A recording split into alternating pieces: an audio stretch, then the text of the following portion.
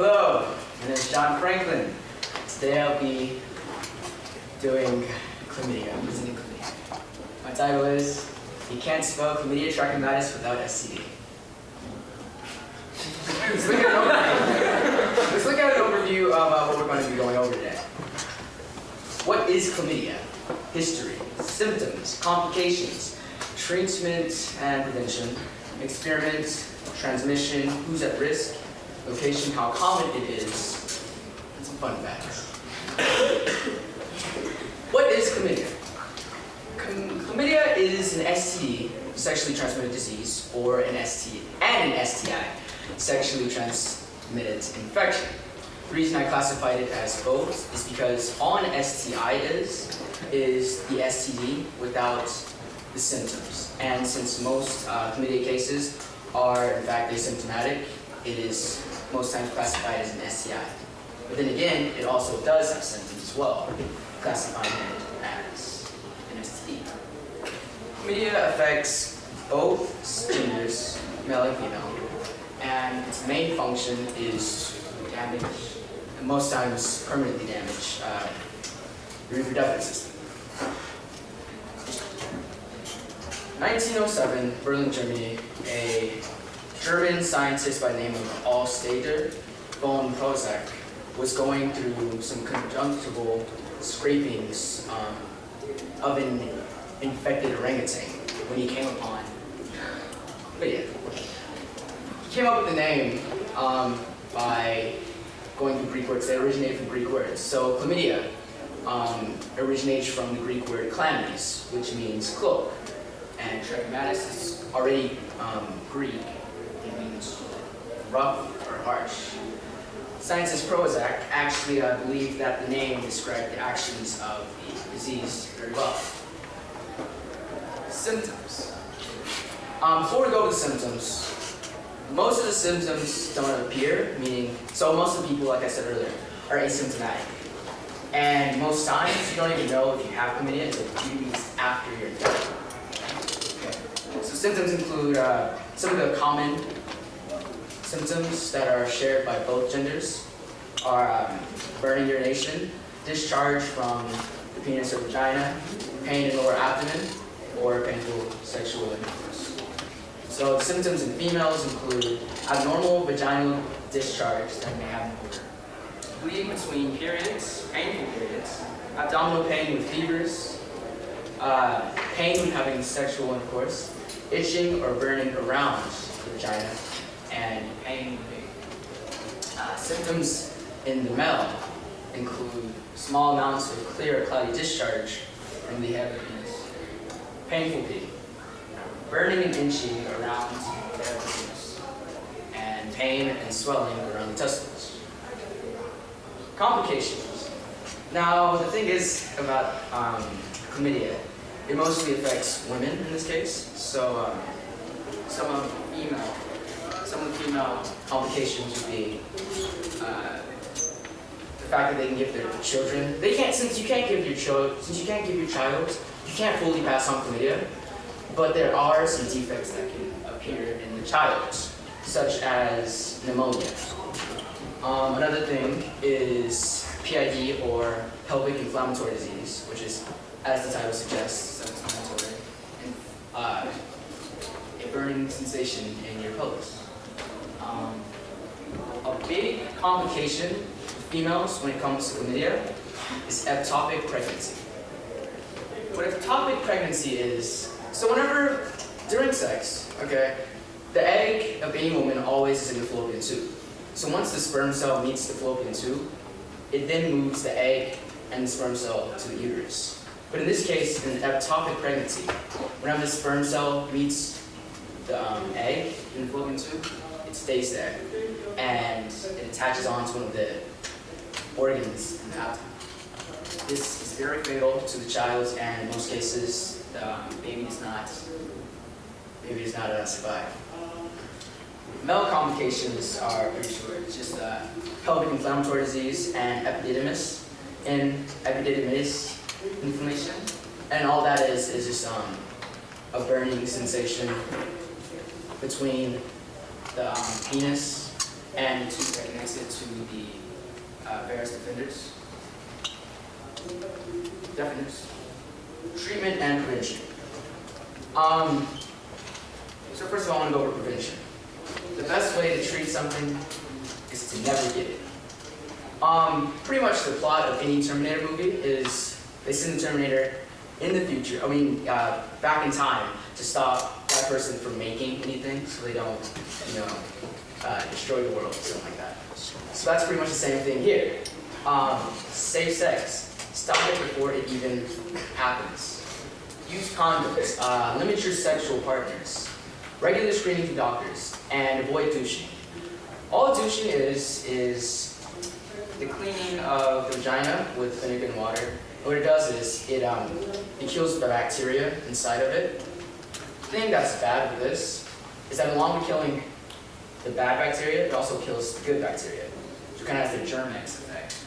And this leaves an increased risk of you gaining an infection. Since chlamydia is an STI, it can be easily cured by an antibiotic. And some of the antibiotics used are ones such as azithromycin or doxycycline. Chlamydia is actually very easy to cure as well, like I just said, and it's fast to cure. So about a week. The thing is with some patients, they stop taking the disease in the middle of the week because they feel better. Never do that until the doctor says, never do that, because you still might be cured of chlamydia. Another thing is doctors recommend to abstain from sex 7 days even after you're cured to prevent infection, just in case. Experiment.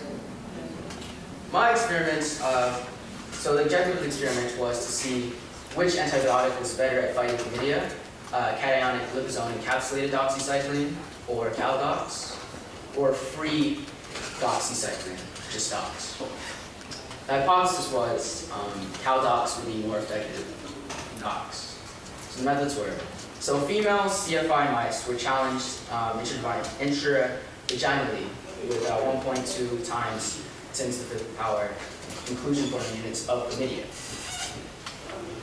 The mice were divided into 4 groups for iron injections. Group 1 with a dox. Well, okay, so they all had doxes at 10 milligrams for the body weight of whatever the mice was. So the first group was given 3 dox. The second group was given 7 dox. The third group was given Caldox, and it just corresponds like that. Same dosage level every group, just different antibiotics. An infected 5th group was also there, and it served as a control group and was given an empty cal preparation. C. trachomatis was actually able to be isolated after 5 line passages from 82% of the infected control mice, 61.4% of the 3 dox, 52.2% of the 3 Caldox, 29% of the 7 dox, and 20% of the 7 Caldox. Now, the scientists did find histopathological reactions in various of the genital tract, and this is where it starts to narrow down to which antibiotic was most effective. So, histopathological reactions were found in 79.5% of the infected control mice, 80.9% of the 3 dox mice, 65.2% of the 3 Caldox mice, 47.1% of the 7 dox, and 75.7% of the 7 Caldox. Data shows that it resulted in the 7 Caldox, since it was able to prevent the disease or fight disease the most out of all the other ones. It resulted in being the best antibiotic. So they resulted that they concluded that Caldox had more potential to be clinical treatment of chlamydial infections. And now it actually is. Transmission. How can you get it? You can get it through the vagina, the anus, through the throat, or any sex involving those 3 things along with the penis. hint, hint, these are the 4 places you can get it. Ejaculatory discharge does not have to occur in order for the disease to be spread. And the thing is, even if you get treated for it and cured of it, you can regain it. Who's at risk? Pretty much anyone who's had sex, mostly among the younger age groups though. So they kind of had some screening where chlamydia was found in age groups 14 to 24-year-olds, 3 times more than age groups 25 to 39-year-olds. In fact, 1 out of 15 sexually active females, ages from 14 to 19, has chlamydia. There is some drawbacks though. There is some racial disparities. So non-Hispanic blacks are 5 times more susceptible to getting chlamydia than non-Hispanic whites. It is most common among MSM, or men who have sex with other men, so homosexual sex. In fact, MSM screen for rectal chlamydia range from 3% to 10.5%, and pharyngeal or throat chlamydia from 0.5 to 2.3%. How common is it? Chlamydia is the most frequently reported bacteriological STI in the U.S., with an approximated estimate of 2.8 million annual infected occurrences. Large number, and the thing is, that's not even all the numbers. A large number of cases aren't even reported because of the fact that so many people are asymptomatic, so they don't even get screened or tested. Location. Chlamydia is mostly found in South and Southeastern Asia. The reason it's mostly found here, not in the US, is because of the fact that Southern Asia has a large population, way more than the US does. Some fun facts about chlamydia. Pregnant women can actually, since you can't pass the chlamydia full on to your child, you can pass on pink eye as well as pneumonia. This can lead to premature birth, a low birth rate. 500,000 women in the US develop pelvic inflammatory disease due to chlamydia. It is easily confused with gonorrhea because the symptoms are similar. Chlamydia is actually called the silent STD because of the fact that so many of the patients are asymptomatic. Chlamydia can also increase your risk of having HIV. These are my sites.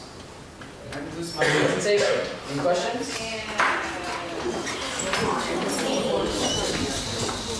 Raise your hand if you have questions for John. Hi. Why are the non-Hispanic blacks 5 times more susceptible to chlamydia than I'm not sure to be honest, but you can kind of. I want to go ahead and say this. Now you know what? I have to look at this. I have to look into the research to find that out. Let's go with Chris. Okay, non-Hispanic blacks, is that like blacks that are not Hispanic or Yeah, just pure African American. whites? Josh.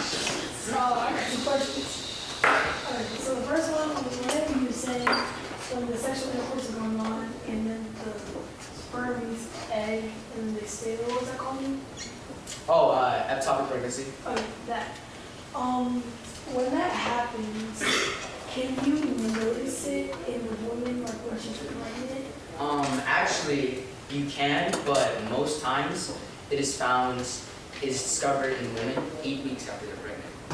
Wait, so like how do they see it? Like is it like something bigger? I'll have to look in further research, but you kind of infer maybe like ultrasound, something like that. Okay, and then my second question, well that was kind of one question, was like, are there different stages of chlamydia? No. James. What exactly makes the Paladox more effective than the regular endoscopy cycle? I'm guessing. I'll have to look into further research, but you can kind of guess that maybe because of the fact that it's encapsulated with liposome, has something more added to it than the regular contraceptive. William. Do you happen to know why it's more common in 14 to 24 than 45? That's that's a really good question, actually. The thing about that is, the trend. I mean, if we really be honest, what exactly is the trend, right? Sex. So I'm guessing 14 and that younger age group is more included in sexual activity, whereas people older than like 25 are like, yo, we're aware of these STDs. We can't compromise that. All right, one more question. Wow. Let's go with Kennedy. What is an MI injection? Is in your I am that's actually a really good question. That right there is pretty much just an injection for doxycycline. It's like encapsulated cycline caldox. All right, and Before we finish,